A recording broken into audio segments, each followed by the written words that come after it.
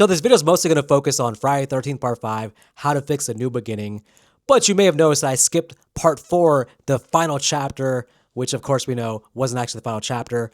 And why am I skipping that? Because there's not that much to fix about final chapter. It's like an 8 out of 10, damn near perfect, one of the best slasher films of the 80s. There's not enough there to actually make a full video about that. But before we jump into Part 5, I want to give some quick thoughts about Part 4. Just a few minor things, in my opinion, would take something good, something great, and for me at least, just objectively, make it a little bit better. Okay. Part 4, is there anything I don't like about it?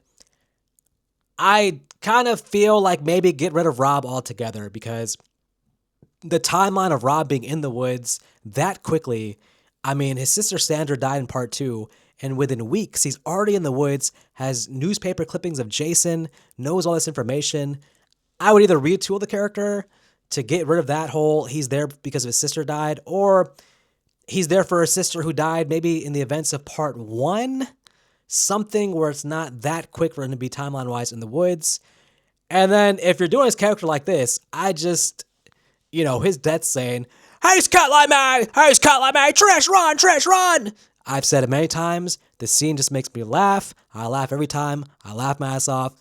Maybe do something with that scene where it's not so comical, because there is some emotional connection to Rob to a degree. You kind of want him to get revenge for his sister, but then you got him cheesily, getting killed in that way. Hey, Scotland man, run! I mean, I don't know if the scene works. I would let the character Sarah live, actually. Sarah, who I think of the teen group, I think is the most likable of the teen group. And I think that there's room for one character from the teen group to survive. And the way you do it basically is Jason kills everybody else in the house as he does. And then either Sarah gets knocked unconscious or she hides in a closet, something where you can cut to the events of Trish and Tommy and their thing with Jason. And then at the very end, maybe Sarah comes over from the house, or they find Sarah at the house. She's still alive. She's just a very nice, heartwarming character. And it felt like there was room for one more survivor, especially if you're killing off Rob. Sarah being alive at the end would have been nice. Screen time wise, though, I'll tell you what, I'm giving more screen time to Ted and Jimbo. Classic comedic duo, two of the best characters in the franchise. I'm turning up the screen time even more. More comic relief from them. They're fantastic characters.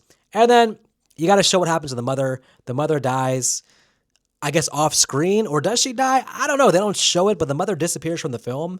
And it always leaves some questions about what happened to the mother. So I'm either having Trish and Tommy find her body, or actually showing her death scene, because it's just a complete mystery what happens to her, and it's never really solved. I guess if you want to make use or if you want to go by what happens, what they say in Part 6, they still really don't say if the mother's alive or dead. So I don't know. One of the twins who dies. Give her a real death scene, because I argue with Nick Arcana all the time. Jason grabs her from the window, throws her out the window, but she lands on top of a car, which is not that far down from the window she fell out of. It's not a huge fall. I know that the impact they show leaves a big dent in the top, so it looks bad, and she flies in the mud. But I think she has a broken back. I don't think she's dead. I think we don't see, after the events of Part 4, when the ambulance came, she's in the mud, paralyzed, but I don't think she's dead. So I think the twin's still alive, and I'm saying Jason, give her an actual death scene. She's not a character who needs to be alive, but her just landing on the car and then in the mud. I mean, a couple of scenes later, we see Trish fly out the window all the way to the ground, the same fall, and Trish gets up and is perfectly fine. But you're telling me the twin from the onto the car, which is kind of breaks the fall, makes it a smaller fall. You're telling me she's dead. I don't know. A couple minor things. For the most part, Part 4 is fantastic. But now let's get into talking about, while we're really here, Friday 13th, Part 5, A New Beginning. I'll tell you what, I didn't like this movie as a kid. I'm lukewarm about it right now, but I've seen the chatter. I've seen the Reddit post. I've seen the Facebook post. I've seen the YouTube comments. I've seen the reimagining, the reappraisal. Everybody's suddenly taken to Friday 13th Part 5. It's suddenly one of their favorite sequels. They appreciate everything about it. Some have said, I've seen comments saying it's one of the best horror slasher films in the 1980s. And I have to say, I disagree with all of you that are making Friday 13th Part 5 a cult classic. I don't agree. It's still in the bottom 5 movies in the franchise for me. But listen, to each their own. I mean, none of these movies are Shawshank Redemption or Pulp Fiction, or, they're not going to make anybody's top 50 or top 100 all-time movie list. Not going to make Time Magazine's 100 most important movies of the century. So It's all subjective. Who knows? Maybe I'm missing something. Maybe this is a hidden gem, Friday 13th Part 5, that needs to be re-explored under a magnifying glass. And I find a hidden treasure hiding within the walls of this movie. But personally, I don't think so. I don't like this movie that much at all. But there's a fun fact of this movie, I'll say that. The movie does have a fun rewatchability, and that counts a lot in my book. But how would I fix it? What are the things that I don't necessarily like about the movie that I would change? Before we get in the video, in the comments, let me know your thoughts on Friday 13th Part 5. Of course, hit the like button, thumbs up, subscribe if you have not. Listen, I'm open to changing my mind if somebody can tell me the good, positive things about Friday 13th Part 5, because for me, it's a very short, small list. I'm just not seeing it. New beginning, I don't know. I think they should just brought Jason back. Just the events of Part 6. Just let's do that here with Part 5. But let's talk about what we have here. We have Jason's actually dead in this movie. Yes. After Part 4, the final chapter, which we thought would have been the last movie in the franchise because it's called Final Chapter, but we quickly learned that titling the movie The Final Friday, The Final Chapter, The Final Nightmare, it doesn't mean jack shit to studios. As long as the franchise is making money, we will keep getting sequels. So, what are we doing? We're in 1985. It's a year after Final Chapter, and they said, hey, it's not the final chapter, but maybe it's Jason's final chapter, and we're doing a new beginning. We, I guess, are ignoring what happened with Halloween 3 when we took away Michael Myers, and that didn't seem to work in terms of box office-wise. We're ignoring that. We're thinking, hey, the formula's still there. We could just put a random guy in a mask and have him kill people in the Camp Crystal Lake area. That's it. We're good to go. But I don't know. Jason is the franchise. You can't just throw a hockey mask on anybody and just tell them, hey, this is the formula. Just get with it and expect the same success. Now, fair at that point, Part 5 did not make a lot of money. It was way less successful than Parts 3 and 4. You could say maybe the fans they had felt the carpet pulled underneath them in terms of calling the last one Final Chapter. They're like, hey, we gave you money last year. You call it the Final Chapter. We're not giving you our damn money this year again. But I think it does have to do also with bad word of mouth. This movie, I don't think, had a good buzz for it. People coming out of the theater probably like, wait a minute, there was no Jason. What the hell was that movie? So I think word of mouth probably killed it on top of just maybe franchise fatigue 1 year after Final Chapter. So what are we doing here? Well, we're going to create a new story, a whodunit. And it's going to be very similar to the original Friday 13th. We also have, a parent here who's getting revenge for the death of their child. Low key, it's kind of like a remake of the original Friday 13th in a weird way. So, now, how do they set this up? Well, we have Tommy Jarvis from Final Chapter going to a place where I guess they treat people and help people, rehabilitate people, and people with mental health issues are coming to this place. So there we meet young Joey, innocent, poor Joey. He's about to have the worst day of his life. The man just goes in the backyard, walks in the backyard, a sunny day, wants to, talk to the girls over there who are doing laundry, wants to hang out with his friends he's met here because he's never felt like he belonged anywhere until he came there.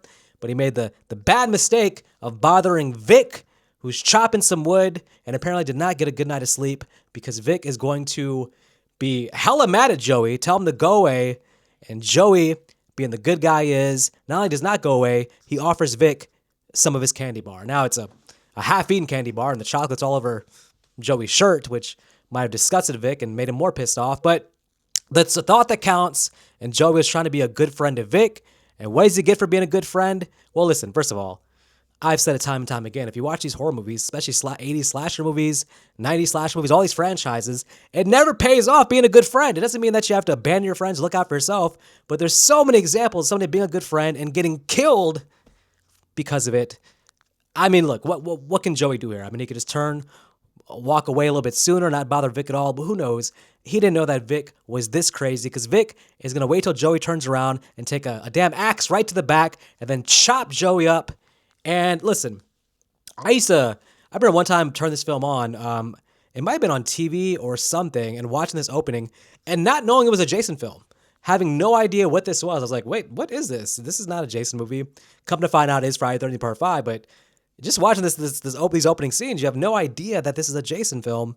Let's go back a second. We have to talk about one thing that does establish this Jason movie, and that is the flashback sequence.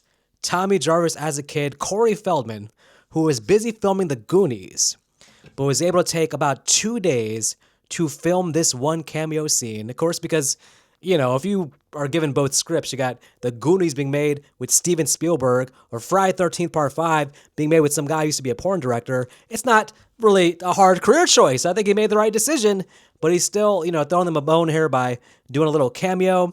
But it's the dumbest cameo of all time because you got Corey Feldman playing Tommy Jarvis having a dream sequence where he's sitting in the woods, seeing two idiots bring Jason back to life, looking very similar to the opening of Jason Lives, by the way, in terms of foretelling what's going to happen in the future.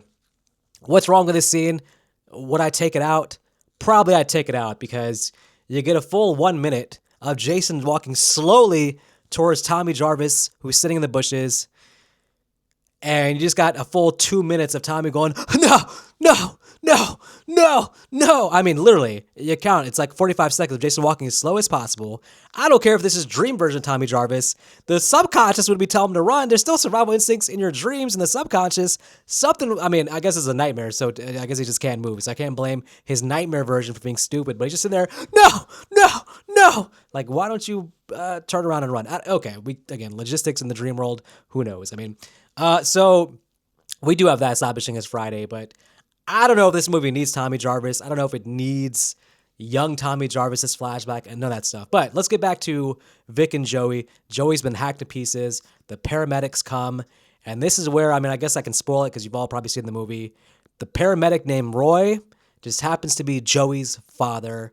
And when that body is revealed and he sees the face of young Joey, the son maybe he never knew or wants to know, and now will never get a chance to know, that sets off Roy on a rampage, not just in Crystal Lake, not just this place where whatever, but all throughout town apparently. But let's slow down for a second. One quick fix I would make here. Number one thing I would do. They cut to Roy's eyes when he sees the body, and Roy's eyes, the recognition is one thing, but then also after, his paramedic friend says something stupid, Roy looks at him and stands up. And the look that Roy gives tells you that he's going to be the killer in the movie. And, there's got to be a middle ground here. The original Friday 13th gave you no idea who done it, gave you no idea that was going to be Pamela Voorhees. There was no Pamela Voorhees throughout the movie, so there's no possible way to guess who the killer is in Friday 13th. But this movie is making it way too obvious in the first couple scenes that Roy's going to be the killer. If you're doing a whodunit thing, and if they're going to do it, they're going to lean to the idea that maybe Tommy's the killer, maybe Jason himself is actually back, or maybe it's Roy. But man, you lean too hard in that look Roy gives. You're zooming in and you have him stand like Jason. And then the very next scene is a death scene of whoever killing these two teens. Who done it wise, if we're going to keep the movie as a mystery and actually suspect Tommy maybe has gone crazy and became a Jason-like figure, we need to make sure we don't lean too hard and make it too obvious who the killer is too early. And they do that with Roy. So I would just have Roy do the look of recognition so we can remember that later on. But not the crazy zoom in on him going crazy right there and actually plan the murders in his head. Okay, but that's just one thing. I want to keep the whodunit perspective. Maybe the movie's more interesting to me if it's kept as a whodunit. Okay, there's been complaints over the years about this movie being too sleazy. There's a sex scene in this movie that seems a little bit over the top. Some of the characters, the way they talk and stuff, there's a sleaze factor here, and the director was a porn director previously. I don't know if he came straight from a porn film set to here and said, listen, I'm confused on which set I'm on, so you guys just take off your clothes and have sex. There's a sleaze factor here, but I'm going to say you can keep it because some fans who are reassessing it say that it makes the movie a little bit different, down and dirty compared to some of the other Friday 13th. And part 6 is going to be very, very polished and clean. So it does give a nice counter to what we'll see in Jason Lives. Okay, so keep the sleaze factor. I'm not going to add that to the list. I'm not the biggest fan of some of the scenes where there's some of the way these characters are talking, but I guess it is kind of fun. So whatever, we'll keep that there. Okay, the random kills. Jason, I'm calling him Jason, Roy is supposed to be, getting revenge for his son's death. I understand that. So I'm thinking he's blaming the people at the place where Joey was staying because, hey, they let them all out in the yard and there's no supervision there. And, they had to know that Vic was a little bit crazier than everybody else based on his, maybe they didn't know. Maybe Vic was quiet. Who knows? But he's got to blame people at that place. So killing everybody at that place makes sense. The same way that, Mrs. Voorhees is going to kill the camp counselors because she holds people at the camp responsible. That's kind of what you would do here, right? But Roy is all over the place. Roy is going to travel up and down this damn town and kill random people. And listen, I know it's Friday the 13th, so you want a high body count, and I get that. But just add more teens to the place, the farm place. Just add more teens there at the hospital. I don't know if I call it a hospital, institution, whatever it is. Just add more teens there and just have the body count be there. But you got Jason killing people that are just, driving on the highway through the town, probably to get to a concert. They're getting killed. He's killing a waitress. Some of these deaths are just like, I don't know, because the problem with that is when you're just aiming for body count, you're not getting any kind of character development. Those are minutes of the movie, a very short movie that could be spent with our existing characters to make us care about them. But instead, we're getting all these scenes where you introduce a character just to have them die in that very scene. That's the worst thing a horror movie can do. That's just saying that we don't care about characters at all. We just want strictly random death scenes. Does anybody really want that? I think not. I mean, and it's not like these death scenes are so fantastic and over the top and gory and imaginative that it makes up for the lack of caring about the characters who are being killed. But there's no meat on the bones here with these characters who get killed at all. That's a big problem for this movie. All right. Now, having said that, one of the characters who dies very quickly, who I think is probably one of the best characters in the franchise, is Damian, who is the older brother of Reggie the Reckless. I mean, listen, Miguel Nunez gets 5 minutes of screen time and he steals the damn movie. Just super entertaining. I mean, okay, I guess his death scene is memorable because of the enchiladas, the damn enchiladas, and of course, him on the spot coming up with what sounded like was going to be one of the biggest hit songs in the country. And unfortunately, he'll never get the opportunity to go to a studio and record that and put it out there. That song is fantastic, and unfortunately, Damian gets killed very quickly. But why is Roy killing him? I don't understand. Reggie went to see Damian, and then Reggie leaves, and they're gone. Damian's just chilling with his girlfriend, living a whole different life. Why is Roy targeting him and his girlfriend? Why are they on the list to get killed? Again, the random... What is the motivation for Roy here? Is he just killing everybody in sight? He's not, but it seems in some scenes there's no rhyme or reason to who he's killing. Why is Damian being held responsible for his son's death? Oh, okay, all right. Now, speaking of that, when they sat down to write the script, who wrote the idea of Joey gets killed by a guy named Vic, and then there's no Vic death scene in the movie? This is the wildest thing to me, that there's no comeuppance, no revenge on Vic himself. Where's Vic at? Sitting in a jail cell somewhere, just getting off clean, waiting for his lawyer, waiting for trial? I mean, maybe it's hard to get to Vic because he's in jail, but I don't understand. Like, if you are Roy, Vic is the main person you want to target. He alone killed your son. We're killing everybody else. You got to have a Vic death scene. Just open up the police store car and have Vic's head roll out. You don't got to show it, but just show us that Roy logically went and got revenge on Vic somehow. It's the lack of that's so stupid. Okay. Now we also have the doctor character, who at the beginning is set up as like one of the main characters, but then doesn't play into the ending at all and has an off-screen death. They show him dead against a tree. We need to see his death scene because he's one of the major characters. Of all the random deaths you do show, one of the few characters you invest screen time in for multiple scenes, we don't get to see his death scene. Again, I don't know when they're writing the script what they're doing here. They're like, well, this character gets we show this death scene, we show this death scene. Oh, the doctor, he's one of the main characters. We don't show that. What are you doing? Again, none of the deaths in this movie have any kind of emotional anything because half the characters we don't care about, there's not enough screen time for them. Give the doctor a death scene. Show what the hell happens to the doctor. I don't understand. All right. Let's see. What else do we got here? Okay, well, Tommy Jarvis is a complete badass in this movie. I mean, he's looking like not Tommy Jarvis, Tommy Bourne with some of these fight scenes. I don't know where Tommy, in between traveling through different hospitals and apparently anywhere he's at, he's in the mirror practicing his karate chop and his fighting skills because he looks like he can kick some ass throughout most of the movie. But then at the end, I have a big problem with him coming face to face with Jason or Roy. Just like the opening scene, just the no, the same exact action here where Jason takes 5 minutes to walk to Tommy Jarvis, and Tommy Jarvis just like, Jason, no, please no, Jason. Tommy, from what you know of Jason's history, what makes you think you can negotiate with him? What makes you think you be like, no, don't, please don't, Jason. What makes you think that's going to work, man? I mean, I don't understand. You actually think this is Jason? Where's all the fighting skills at? We need a fight scene here between Tommy and Roy. And instead, Roy just stabs him in the stomach, doesn't even kill him, just stabs him and moves on with his life. But a fight scene between Tommy Jarvis and Roy would have been nice. Speaking of characters we care about, let's kill off Pam. We have Reggie the Reckless. We have Tommy. This whole sequence at the end might be more climatic if Pam has been killed and Reggie's left on his own to fight against Jason or Roy until Tommy comes and saves the day. At least we have one kill then, has some meat on the bone, some emotional connection to Pam. And if she dies, we're like, oh, okay, well, that was a bold thing the movie did to kill off Pam. But arguably too many survivors at the end with Tommy Jarvis and Pam and Reggie the Reckless.